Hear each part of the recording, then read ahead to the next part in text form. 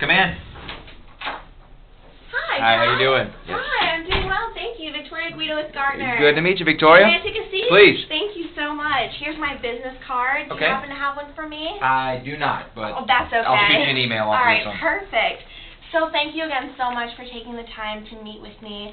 I know that we had agreed 15 minutes Yep. was the designated time. Does that still work? Yep. All right, perfect. Thank you. So I know I was talking to Bobby a little bit about this yesterday, but this is my first time in Louisiana. So great to be here. I wanted to come a day early and just take it upon myself to do some sightseeing and really see why it is that so many people call it home. Yep. Are you from here? Yes, born and raised. Born and raised. Okay, so what are some reasons you've decided to stay? First off, the weather. It don't The get weather, too hot. right. And the fishing. I'm a big fisherman. I like being close to the water. And Right. other than that, hadn't had a reason to move. Exactly. Yeah, and I just I've gotten such an amazing feeling of family and camaraderie from all of the people I met. I had to stop by the LSU Stadium because Yep. I'd heard so much about it. I took a picture for myself because it's just so big and amazing. I was like, I have to take a picture. And I was just completely overwhelmed by the sense of strength and, like I said, camaraderie that I felt there. There wasn't even a game going on. There were still so many people gathered around so excited. Have you Right. been to a game there? Oh, absolutely. Yeah. Okay, so you know the feeling better than I could ever explain. So I really wanted to understand more of why there was such this feeling of strength that surrounded the stadium. And I don't know if you can see in this picture, but it's completely comprised of arches. And I don't know if you know, but in architecture, arches are the most elegant, but also the strongest structures that exist. And so in looking at that, I often think that that's how I help companies conduct themselves with Gartner. I come in and I find companies like Click Influence that have really firm foundations. But then after talking to people like Bobby and other executives in companies, I find out how to make their arch even stronger. Because with an arch, if there's one thing wrong with it, gravity takes over and it crumbles. Sure. I want to make sure that that never happens. Right. So Bobby and I found out a few things yesterday that could make your arch stronger. So kind of the agenda that I wanted to work through with you today Okay. is going through some of the things that we did talk about with Bobby, see if you have similar goals, Sure. and then go from there and how to accomplish them. Okay. Does that work for you? Absolutely. All right, perfect. So I know that Bobby had mentioned that he works hand in hand with you and Jonas Yep. in all decisions. I did get a go-ahead from Bobby yesterday, but I just want to kind of get a clearer vision of what that decision-making looks like. Okay.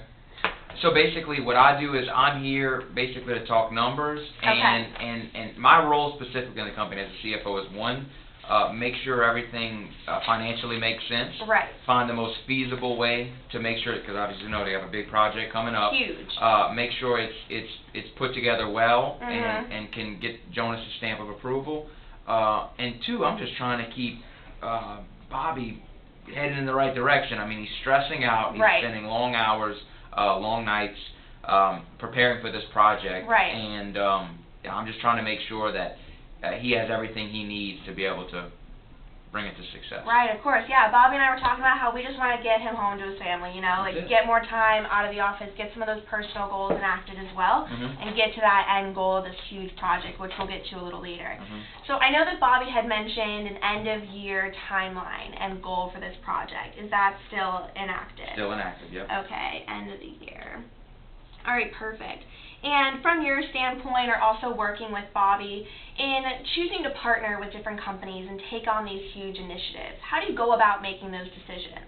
Basically with me, he's the IT guy, I'm the financial guy, so Right. basically I don't get in the weeds of what makes most sense as far as the internals of it. Right. I just want to make sure we have something that's a good company at the right price that helps him and helps continue this company to grow. So Right. I have more of a higher level oversight, but basically just the quality and the price is where I'm looking Right, that's huge. So in going forward, I know I want to make the most efficient use of your time because Yes. you're a very busy man as well, and we'll start talking numbers. But first of all, you have this huge project coming into play. Congratulations. Thanks. It's incredible. But in going forward with this, you mentioned the amount of time that Bobby is spending. He's here long nights. So how are you helping him with this project right now and reach this goal? Basically, I've done a little bit of research. I'm meeting with folks like you to Right. just kind of see how how else we can go about doing this. I know he's Mhm. spending a lot of time, which is in essence costing the company money, Right. and wearing him out. So that's how I'm helping him. Basically, just trying to figure out if there's anything else we can be doing that Exactly. makes him more efficient on the time, Right. time he's given. Bobby had told me a little bit about the project yesterday, and he referred to it as a measurement platform and trying to figure out how to project an ROI to new and existing customers. I know with ClickInfluence, reliability and trustworthiness are so important. You still have the first customer that you started with, which is huge. So how do you currently go about justifying an ROI to your customers? Yeah. Complying with budgets is the first. I mean, so Okay. just to kind of quickly tell you, so we are a very, very, very heavy growth-oriented company. Right. So 10% last year, we're planning to double it this year, to 20% Right. over last year's revenues, and even further if we can. So in justifying it, we need to comply with budgets. We can't go over on our budget. Talk to me about budgets.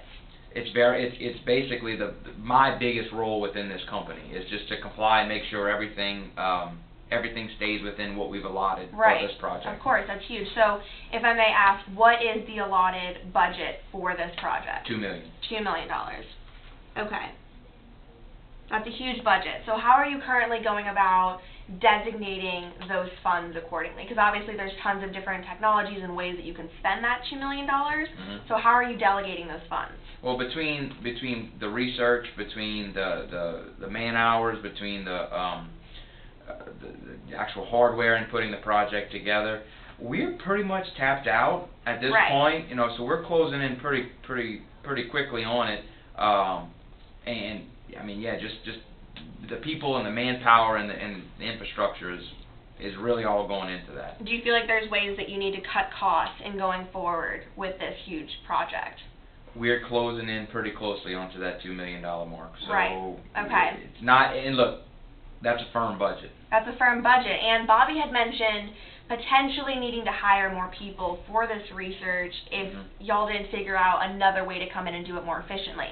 How would you hire more people while also almost tapping out of that $2 million budget? We can't afford to hire more people Right. for this project. We have other clients too, Okay. right? So Exactly. basically, me and Bobby hadn't really talked about that, but that's going to be a tough sell. That's a lot of money. That is a lot of money. Okay, so talk to me a little bit about the research itself. I know that you said that you've done a little bit of research, and Bobby had mentioned that there was a team in place doing that research, but can you walk me through it a little bit more? Yeah, well, I'll as far as the research, I guess qualify. What do you mean by you talking about my research on organizations like you, or are you talking about the research we plan The to do? research for the project. Yeah. The way I'm the finance guy, I basically work on the numbers. He's a technical guy. To tell you all the details, I'd be guessing. Right. But basically, I know he spends a lot of personal time, and he's a CIO of this company, Right. a growing company. Right. He needs to be working on the next project. Okay? Right, exactly. So in essence, what specifically they're doing, he's looking at Google, and that's what from my Right, opinion, exactly. he's looking at Google and. Yeah, and I know that this is a huge new project, perhaps something that ClickInfluence hasn't necessarily taken on in the past. This is something that you're starting from scratch, trying to Sure, get all yeah. this You research got it. in. Mhm. Do you feel that Bobby could use some sort of liaison or comrade, if you will, in going forward with this project, so that you're not spending those extra hours, being Bobby's point of contact? If the money makes sense, Right. yes. All right, great. So let's get into that ROI right now. I know that we have talked about a few different things today, so let me summarize a little bit. I know you're talking about wanting a 20% growth of revenue this year. That's doubling the 10% from last year, which is huge growth and huge initiatives that you want to put forward. Absolutely. Yep. But with that, you need to talk numbers. You have this $2 million budget that you're almost tapping out, and that's the budget for the project. You can't afford to hire more people. Costs need to start making sense. We need to get Bobby home to his family, spending more time with the people that, are surrounding him, not just have him in here all night Googling different things to figure out the most efficient way. I believe that I do have the tools to help with this, and I showed Bobby some of them. Couldn't go into as much detail as possible, so I would love to jump into a presentation if I may. Fair, go ahead.